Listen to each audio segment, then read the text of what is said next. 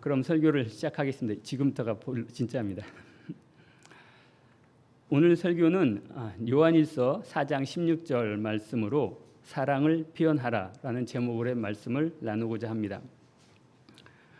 요즘은 사랑이란 말이 참으로 흔한 세상입니다. 온 세상에서 사랑이란 말이 넘쳐납니다. 책을 봐도 사랑, TV를 켜도 사랑, 사람들이 대화할 때도 사랑, 심지어 고객센터에 전화해도 사랑합니다 고객님 이라고 하는 걸 보면 보통 온통 사랑 얘기입니다. 그것은 사랑이 그만큼 중요하고 사람들이 원하기 때문일 것입니다. 그런데 이렇게 세상에 사랑이 넘쳐나는데도 역설적으로 많은 사람들이 진정한 사랑을 찾아 헤매며 그 사랑에 목말라 합니다. 그럼 왜 이렇게 많은 사람들이 사랑을 중요하게 생각할까요? 사랑이 무엇이기에 그렇게 원하는 것일까요? 그것은 온전한 사랑, 제대로 된 사랑이 없으면 나타나는 사회 현상이 엄청나기 때문입니다. 진정한 사랑이 없으면 나타나는 사회 현상을 몇 가지만 생각해 보면 이렇습니다. 시기, 질투, 집착, 배신, 불신, 음행, 폭행, 왕따, 중독, 권력, 명예, 나태함, 무기력, 우울증 등 헤아릴 수 없을 정도의 엄청난 것들이 진정한 사랑이 없으면 나타나는 것입니다. 사람들이 악해져서 그렇다고 하기보다는 진정한 사랑이 없어서 나타나는 현상이라고 말할 수 있습니다. 그럼 온전한 사랑을 왜 못 찾을까요? 사람들이 학력이 부족해서일까요? 아니면 정보가 부족해서일까요? 아니면 돈이 없어서일까요? 그 답은 이것입니다. 그 사랑을 세상에서 찾으려고 하기 때문입니다. 세상에는 진정한 사랑, 온전한 사랑이 없습니다. 요즘 많이 나오는 가짜 뉴스처럼 가짜 사랑만이 넘쳐나기 때문입니다. 자기가 찾은 사랑이 진짜 사랑인 줄 알고 좋아하지만 얼마 못 가서 그 사랑 때문에 그 사랑이 자기를 배신하고 힘들게 합니다. 또 어떤 다른 사랑을 찾아 이리저리 헤매이지만 그 또한 가짜 사랑입니다. 그래서 늘 사랑에 목말라 합니다. 돈이 있으면 사랑을 할 것 같지만 그 돈 때문에 힘들어집니다. 명예와 권력이 있으면 그 사랑이 아주 오래 갈 것 같지만 그 명예와 권력 때문에 무기력해지고 우울해집니다. 왜냐하면 그것은 모두 세상의 것들이기 때문입니다. 성경에는 예수님께서 마귀에게 시험 받으시는 부분이 나오는데요. 그때 마귀가 예수님을 데리고 높은 산으로 올라가서 순식간에 세상의 모든 왕국들을 보여주며 이렇게 말합니다. 이 모든 권능과 그 왕국들의 영광이 내게 넘겨졌으므로, 여기서 내게는 사단이겠죠. 누구든지 내가 원하는 자에게 그것을 주리라. 그러므로 내가 만일 내게 경배하면 모두 내 것이 되리라. 고 하면서 예수님을 회유합니다.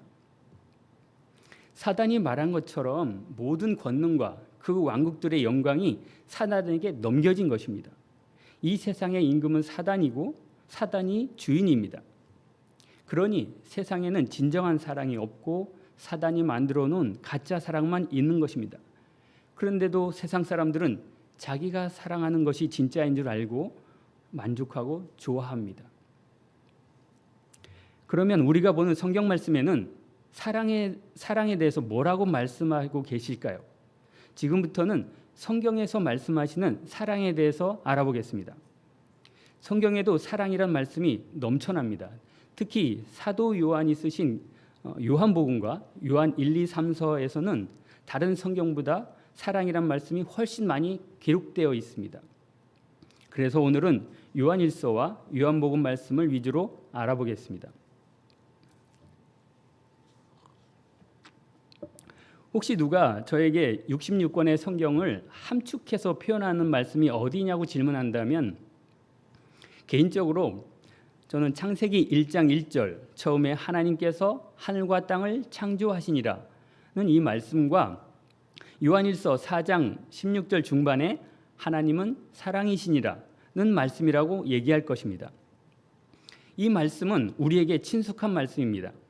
왜 제가 창세기 1장 1절 말씀을 드렸냐면 하나님께서는 나는 스스로 있는 자, 구원자, 권능자, 유일신 등 구구절절히 소개하지 않으시고 성경의 첫 장 첫 절에 처음에 하나님께서 하늘과 땅을 창조했다라고 말씀하심으로 그 안에 엄청나고 완벽하게 모든 것들을 넣어버리셨습니다. 그리고 그 누구도 감히 논쟁하지 못하도록 말씀의 권위로 덮으셨습니다. 사실 창세기 1장 1절 말씀 안에는 창조뿐만 아니라 하나님은 만유의 주인이시며 새로운 하나님의 나라의 창조 계획들이 모두 들어있다고 해도 과언이 아닙니다. 다음으로 두 번째 함축된 요한일서 4장 16절 말씀, 하나님은 사랑이시니라. 오늘의 본문 말씀인데요. 좀 자세하게 알아보고자 합니다. 하나님은 사랑이시라는 이 말씀 안에는 아주 많은 것들이 함축되어 있습니다.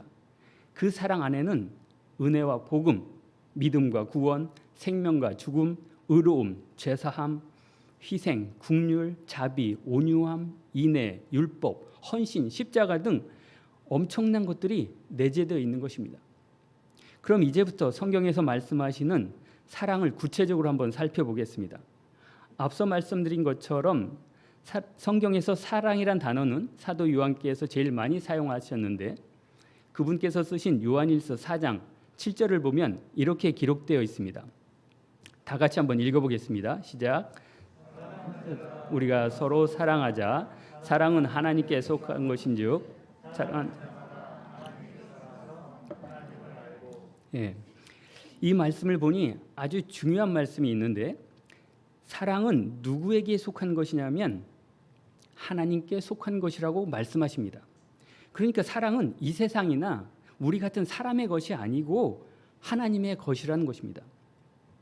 아주 중요한 말씀입니다. 그리고 저는 여기서 사랑이란 단어를 구원이란 단어로 한번 바꿔보겠습니다. 구원받은 자들아, 우리가 서로 사랑하자. 구원은 하나님께 속한 것인즉 구원받은 자마다 하나님에게서 나서 하나님을 알고, 이 사랑이란 단어를 구원으로 바꿔보니 구원받은 자들은 서로 사랑하는 자이고 서로 사랑하는 자는 구원받은 자이다. 이렇게 해석해도 큰 문제가 되진 않는 것 같습니다. 그럼 하나님께서 사랑을 그냥 말로만 하셨는지 아니면 사랑을 어떻게 표현하셨는지 한번 보겠습니다. 우리가 잘 아는 요한복음 3장 16절 말씀입니다.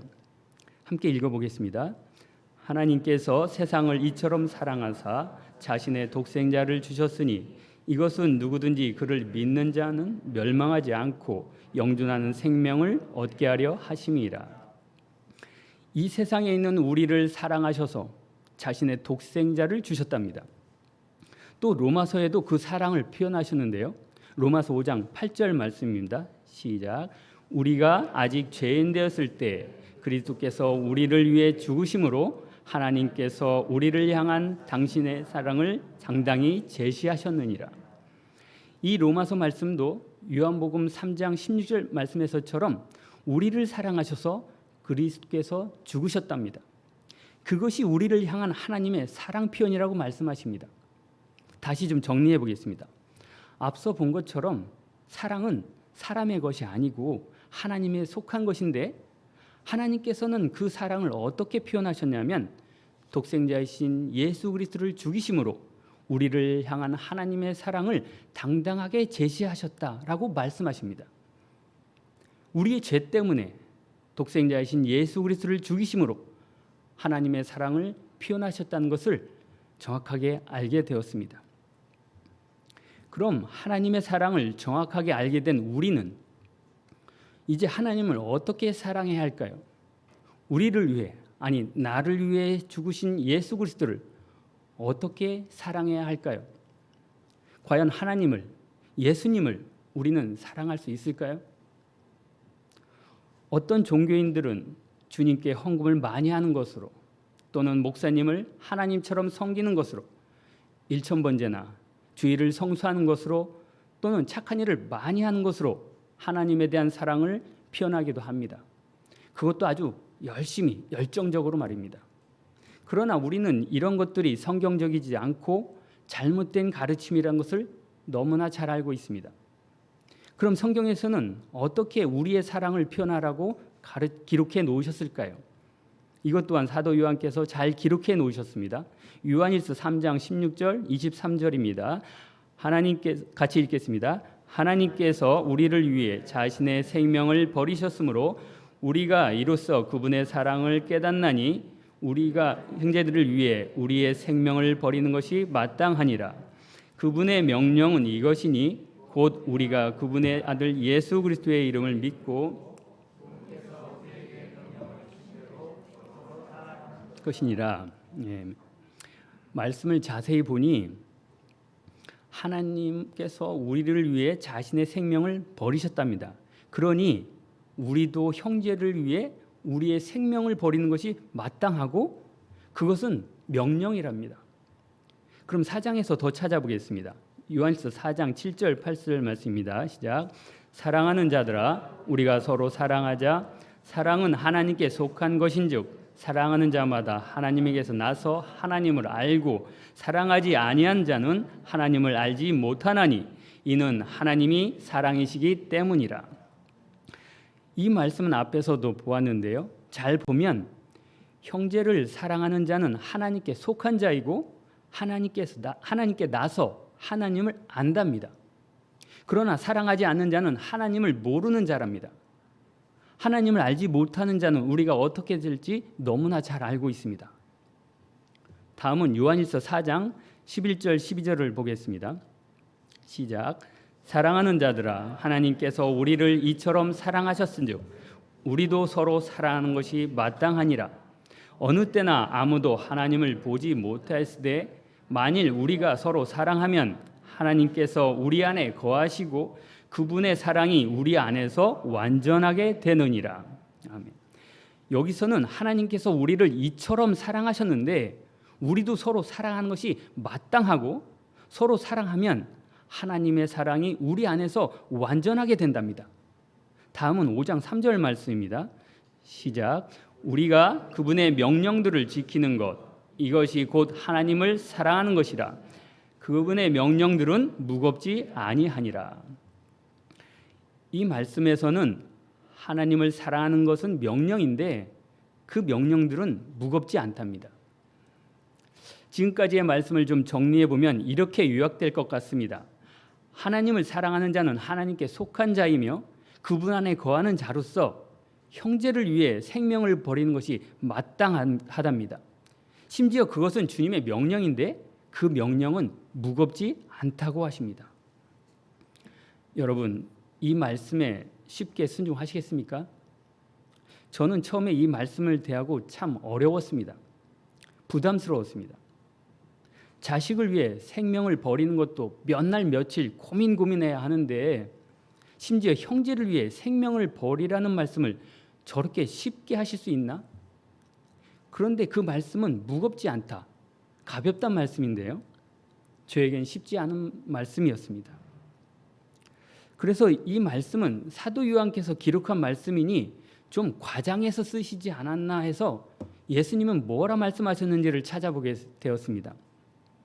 예수님은 분명히 가볍게 말씀하셨을 것 같았습니다. 왜냐하면 분명히 내 멍에는 쉽고 내 짐은 가벼우니라고 말씀하셨기 때문입니다.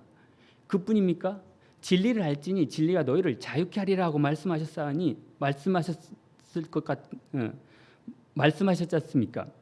그러니 예수님은 쉽고 가볍게 말씀하셨을 것 같아서 희망을 갖고 찾아보았습니다.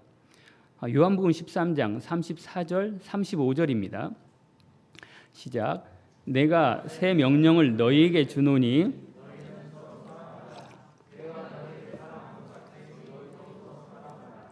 너희가 서로 사랑하면 이로써 모든 사람이 너희가 내 제자인 줄 알리라 하시니라. 이것은 분명히 예수님의 말씀이십니다. 서로 사랑하는 것이 새 명령이고 그렇게 하면 주님의 제자랍니다. 그럼 요한복음 15장 12절 17절도 한번 보겠습니다. 시작. 내 명령은 곧 사랑한 것 같이 너희도 서로 사랑하는 이것이니라. 내가 이것들을 너희에게 명령하는 것은 너희가 서로 사랑하게 하려 함이니라. 여기서도 서로 사랑하는 것이 명령이랍니다. 우리가 말씀에서 본 것처럼 예수님과 사도 요한이 똑같이 말씀하고 계십니다. 서로 사랑하는 것은 새 명령이랍니다. 그리고 그렇게 해야 주님의 제자라고 말씀하십니다. 그것도 몇 번씩 걸쳐 강조하셨습니다. 여러분, 명령은 아주 엄중한 것입니다. 군대뿐만 아니라 기업이나 어느 조직에서든 위에서 내려오는 명령은 절대 거부할 수 없습니다. 특히 조직의 장이 내리는 명령은 무조건 복종해야 하고 지켜야 하는 것입니다. 예수님의 이 말씀은 부탁이나 의견을 묻는 정도가 아니라 새 명령이고 내 명령이라고 말씀하십니다. 형제를 사랑하는 것은 선택이 아니랍니다. 꼭 지켜야 할 명령이랍니다. 예수님의 말씀을 알고 나니 도망갈 길을 찾으려다 아주 낭떠러지에 떨어지는 기분이었습니다. 주님의 새 명령이 저를 짓눌렀습니다. 그래서 주님께 반문했습니다. 주님, 어떻게 제가 다른 형제를 위해 생명을 버릴 수 있습니까? 너무 무거운 말씀이며 너무 과하신 명령이십니다. 그런데 그렇게 반문하던 제가 얼마 안 가서 성경에서 그 답을 찾을 수 있었습니다. 그건 바로 서로 사랑하라는 말씀 전에 꼭 하신 말씀이 있었습니다. 뭐냐면 내가 너희를 사랑한 것 같이 라는 말씀입니다. 한번 보겠습니다. 자, 보십시오. 너희도 서로 사랑하라는 그 말씀 앞에는 분명하게 내가 너희를 사랑한 것 같이 라고 말씀하셨습니다. 요한복음 15장 17절도 보면 여기서도 서로 사랑하는 말씀 앞에 내가 너희를 사랑한 것 같이 라고 기록되어 있습니다. 그러면 주님께서 우리를 어떻게 사랑하셨나요? 우리는 앞에서 정확하게 보았습니다. 바로 그리스도의 죽음이십니다. 십자가의 죽음, 이것이 해답입니다. 그래서 이것을 너무도 잘 알고 있는 사도 바울께서도 내가 그리스도와 함께 십자가에 못 박혔나니 이제는 내가 산 것이 아니요 내 안에 그리스도께서 사신 것이라고 말씀하신 것이고, 고린도전서에서는 내가 날마다 죽노라며 고백하신 것입니다. 형제를 위해 생명을 버리는 것이 마땅하다는 것은 주님께서 십자가에 못 박히신 것처럼 나를 십자가에 못 박으라는 것입니다. 그리고 날마다 죽은 것을 바라보라는 것입니다. 이것이 머리로만 이해되거나 학습되어져서 아는 것이 아니라 성경의 바디메오나 수가성 여인처럼 진리의 말씀을 통해서 예수님과의 실제적인 만남이 내 안에서 일어나야 합니다. 그래야 자기가 십자가에 못 박혀 있는 것을 보게 되고, 그래야 세상을 이기셨다는 예수님의 말씀이 나에게도 이루어지는 것입니다. 하나님께서는 우리를 사랑하시는 것을 독생자이신 예수 그리스도를 죽이심으로 그 사랑을 표현하셨습니다. 그럼 예수님께서는 우리를 사랑하신 것을 어떻게 표현하셨을까요? 그것은 바로 부활하신 후 하나님께 올라가셔서 진리의 영이신 위로자, 즉 성령님을 우리에게 보내주신 것입니다. 요한복음 14장 16절입니다. 함께 읽어보겠습니다. 내가 아버지께 구할 터인즉 그분께서 다른 위로자를 너희에게 주사 그분께서 영원토록 너희와 함께 거하시리니 곧 진리의 영이시니라. 세상은 그분을 받아들이지 못하나니 이는 세상이 그분을 보지도 못하고 알지도 못하기 때문이라. 그러나 너희는 그분을 아나니 이는 그분께서 너희와 함께 거하시며 또 너희 속에 계실 것이니라. 아멘. 세상 사람들은 알지도 보지도 받아들이지도 못하는 분, 그러나 구원받은 주님의 자녀들에게만 있는 분, 바로 성령님이십니다. 주님께서는 우리에게 위로자, 즉 성령님을 보내주셨는데 그분의 사역 중에 가장 중요한 것은 교회를 세우시는 것입니다. 예수 그리스도의 몸인 이 교회를 사도 바울께서는 고린도전서 12장에 아주 자세하게 기록하셔서 우리에게 정확하게 가르쳐 주셨습니다. 함께 우리 고린도전서를 찾아보겠습니다. 성경 말씀을 찾겠습니다. 고린도전서 12장 12절입니다.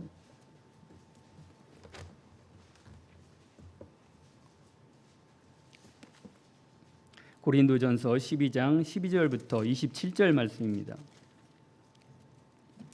자, 함께 읽겠습니다. 몸은 하나이며 많은 지체를 가지고 있고 그 한 몸의 모든 지체가 많아도 한 몸인 것 같이 그리스도도 그러하시니라. 우리가 유대인이나 이방인이나 매인자나 자유로운 자나 모두 한 성령에 의해 침례를 받아 한 몸 안에서 들어왔으며 모두가 마시게 되어 한 성령 안으로 들어왔느니라. 몸은 한 지체가 아니요 여러 지체이니라. 만일 발이 이르되 나는 손이 아니니 몸에 속하지 아니한다 하면 이런 이유로 그것이 몸에 속하지 아니하느냐. 만일 귀가 이르되 나는 귀 아니니 몸에 속하지 아니한다 하면 이런 이유로 그것이 몸에 속하지 아니하느냐. 만일 온 몸이 눈이면 듣는 곳은 어디냐. 온 몸이 듣는 것이면 냄새 맡는 것은 어디냐. 그러나 이제 하나님께서 친히 기뻐하시는 대로 만일 그것들이 다 한 지체라면 몸은 어디냐. 그러나 이것들은 지체이나 그럼에도 오직 한 몸이라. 눈이 손에게 이르기를 나는 내가 필요 없다 하지 못하며 또 머리가 발들에게 이르기를 나는 너희가 필요 없다 하지 못하리라. 아니라 더 약하게 보이는 몸의 그 지체들이 더욱 더 필요하고 또한 우리가 덜 귀한 것으로 여기는 몸의 그 지체들 곧 이것들에게 우리가 귀한 것을 더 풍성히 주며 우리의 아름답지 못한 부분들은 아름다운 것을 더 풍성히 얻나니 우리의 아름다운 부분들은 부족한 것이 없느니라. 오직 하나님께서 몸을 다 같이 고르게 하사 부족한 부분에게 더욱 귀한 것을 풍성히 주셨으니 이것은 몸 안에 분쟁이 없게 하려 하고 오직 한 지체가 고통을 받으면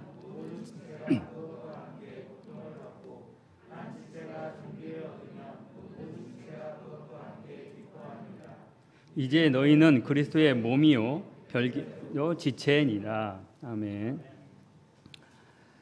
말씀을 보면 그리스도의 몸된 교회를 아주 쉽고 누구나 알 수 있게 말씀해 주셨습니다.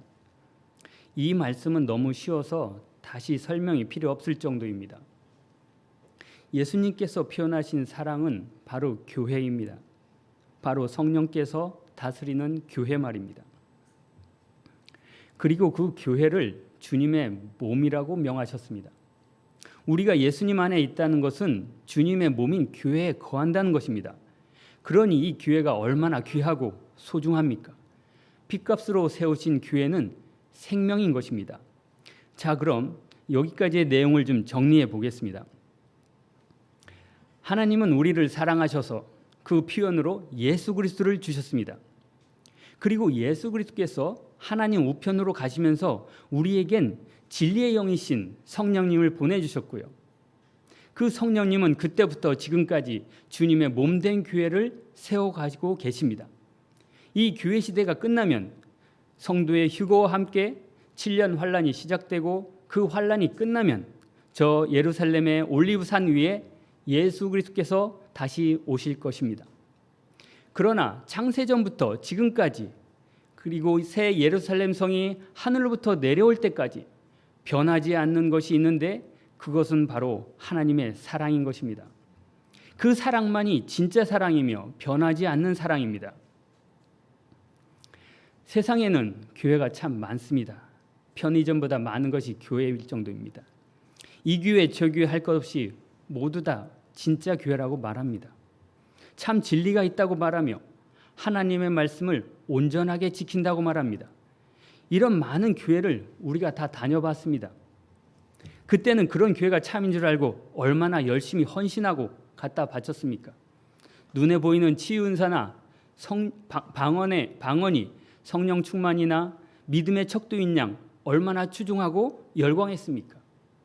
교회를 건축하면서 하나님이 거하시는 성전이란 말에 속았었고 그 많은 절기들을 열심히 지키면서 하나님께서 기뻐하신다고 믿었습니다. 그런데 진리의 말씀을 바르게 나누어 정확하게 알고 나니 그것은 하나님의 말씀과 이방 신에게 하는 것들이 서로 혼합되어져서 하나님의 이름을 망령되게 하는 것임을 알게 되었습니다. 저는 이 모든 것들이 거짓인 줄 알고 나서 참 억울하기도 하고 참담하기까지 했습니다. 그리고 하나님의 말씀을 정확하게 알게 된 이상 제 신앙의 양심으로는 기존 교회를 더 이상 다닐 수가 없었습니다. 그런데 20년을 넘게 그렇게 신앙생활을 해오던 삶에서 180도 회개하고 돌아서니 갈 수 있는 교회가 없었습니다. 홍수로 물이 넘쳐나는데도 정작 마실 물이 없는 것처럼 갈 수 있는 교회가 없었습니다. 그래도 혹시 온전한 하나님의 말씀만 선포하며 그것을 기준으로 삼는 교회가 있을까 찾아보게 되었고, 그렇게 저는 7년 전에 우리 대전은혜 침례교회를 찾게 되었습니다. 우리 교회를 찾고 나서 얼마나 기뻤는지 모릅니다. 하나님께서는 주님의 자녀를 고아처럼 버려두지 않으신다는 말씀을 지켜주셨습니다. 우리 교회가 처음엔 몇몇 분이 모여서 가정이나 회의실을 빌려 예배를 드리기 시작한 것을 우리가 잘 알고 있습니다. 목사님께서는 그 먼 여수와 강릉에서까지 예배를 위해 한 번도 빠지지 않고 섬겨주셨습니다. 그리고 성령님의 도우심과 지체들의 헌신으로 지금의 모습이 되었습니다. 여러분, 우리 교회는 너무 소중한 교회입니다. 주님께서 우리들을 위해 이렇게 진짜 교회를 준비해 주셨고 이곳으로 인도하셨습니다. 그리고 말씀으로 분명하게 가르쳐 주셨습니다. 내가 너희를 사랑한 것 같이 너희도 서로 사랑하고 말입니다. 주님을 사랑한다는 것은 형제를 사랑하는 것입니다. 그리고 교회를 사랑하고 지체들을 섬기는 것입니다.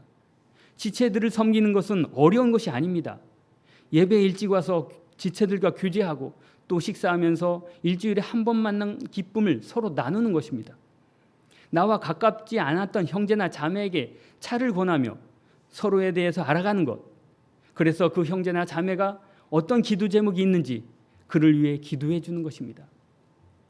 그리고 또 하나는 교회에 내 손길이 필요한 것은 없는지 살펴보는 것입니다. 내가 할 수 있는 범위 안에서 최선을 다하는 것, 이것이 주님을 사랑하는 표현입니다. 그럼 어떻게 주님을 사랑해야 하는지, 사랑을 표현해야 하는지 몇 가지 예를 들어보겠습니다. 예배 때 좀 익숙하지 않지만 되도록 앞자리부터 앉아서 초롱초롱한 눈으로 목사님에게 힘이 되어주는 것, 잘 모르는 형제나 자매 그리고 자녀들의 이름을 기억하는 것, 매주 점심 식사를 준비해 주시는 지체에게 감사를 표하고 그 지체가 힘들 때 짐을 나눠지는 것, 예배를 위해 최선을 다해 기쁨으로 섬겨주신 지체들에게 감사의 마음을 전하는 것, 예배 참석을 못한 지체에게 전화나 카톡으로 안부를 묻거나 예배 때 참석이 어려우면 단톡방에 본인의 사정을 지체들에게 알려주는 배려심, 몇 주 동안 썼다 지웠다를 해가며 힘들게 준비한 지체의 신앙 여정을 함께 들어주며 같이 공감해주고 은혜를 나누는 것, 지체들이 코로나에 감염되지 않도록 엘리베이터나 의자를 소독하는 것, 예배 때 춥거나 덥지 않도록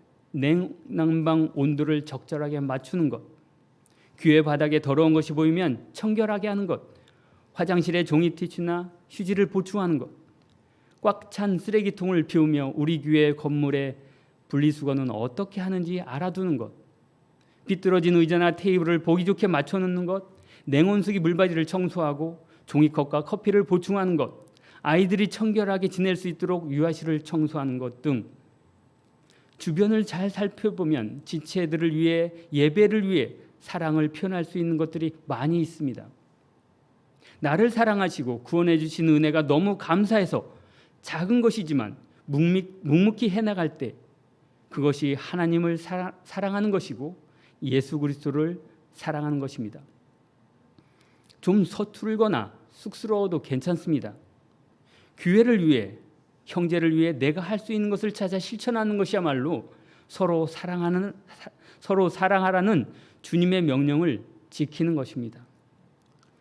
그리고 구원받은 자의 마땅한 도리라고 생각합니다.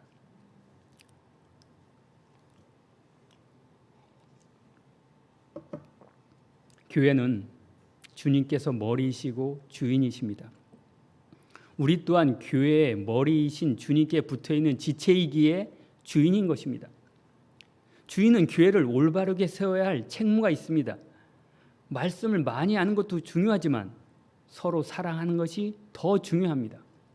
말씀을 많이 알면 잘못하면 바리새인처럼 될 수 있지만 서로 사랑하면 주님께서 함께 하시고 도와주십니다. 말씀을 많이 알아야 구원받는 것이 아니고 서로 사랑해야 하나님께 속한 자이고 구원받은 자인 것입니다.